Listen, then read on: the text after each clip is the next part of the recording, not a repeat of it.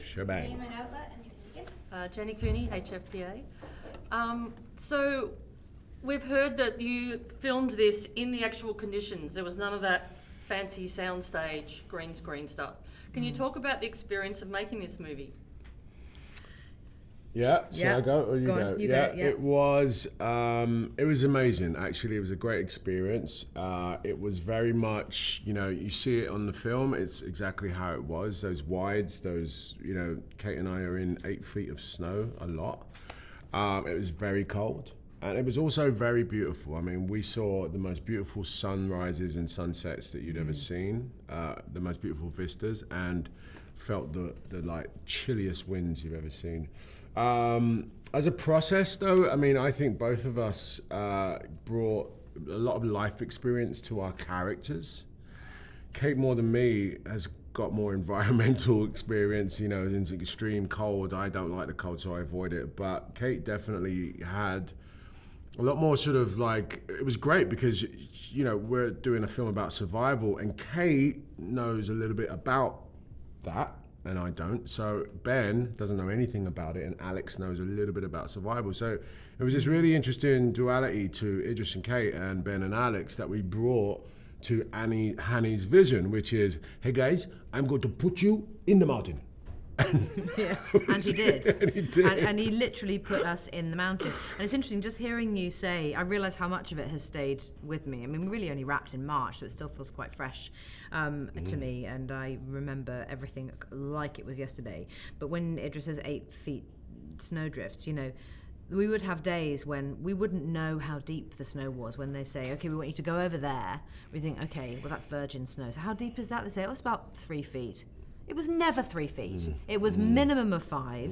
And I would have moments where I think, oh my gosh, if I take a step and it's much deeper, how am I going to get out? How are they going to... We did have some scary moments. And it's all on film. And there were some days when it was so bitterly cold that we could only do one take of everything, because we just couldn't physically be out there for that long. But it was amazing, very exhilarating, even though it was tough. Well, that would have informed the characters, because you were in some ways very much going through the same survival mode. That's right. As them, right? Yeah, it really did. It was. I can't imagine doing this film in green screen. I can't imagine us, sort of, because there was there was dialogue that we both didn't have to say. We could say it with a look. We could say it with a cuddle or a hug, or it was just. And Hanny, we got to a system where Kate and I would look at the words and go. She just made the face. He does have this face where he would go. He makes this face, and I'd think, okay, God, no, we're gonna change everything. It just doesn't like the scene. But we would get to know how one another would react to certain things, and also read each other without necessarily having to say anything, which came in really very handy, because we did have to work together. We had no choice.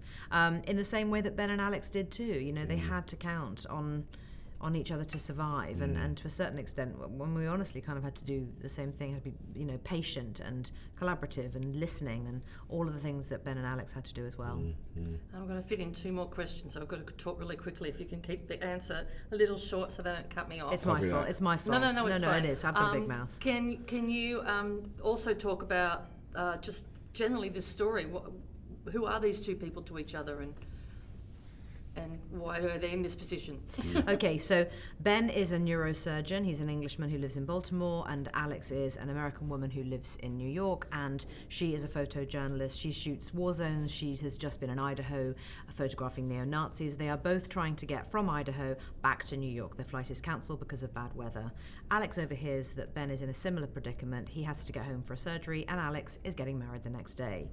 Alex has an idea. They charter a small fishing plane to get them to the nearest airport that's opening so they can beat the storm and make it home on time. The plane crashes. The pilot dies, and nobody knows where they are. And all they have is each other and an incredible dog.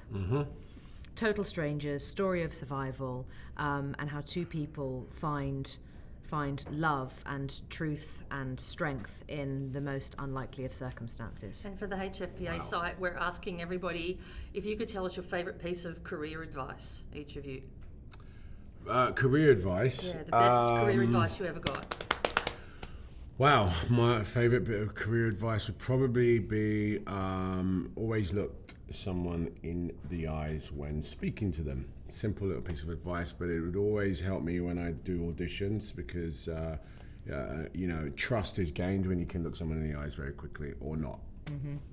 And I was told, always make sure that you're listening, because your reactions will be different if you're listening to the other person properly. What was that? Typical, that is so typical. Perfect. I can see you two got along too well.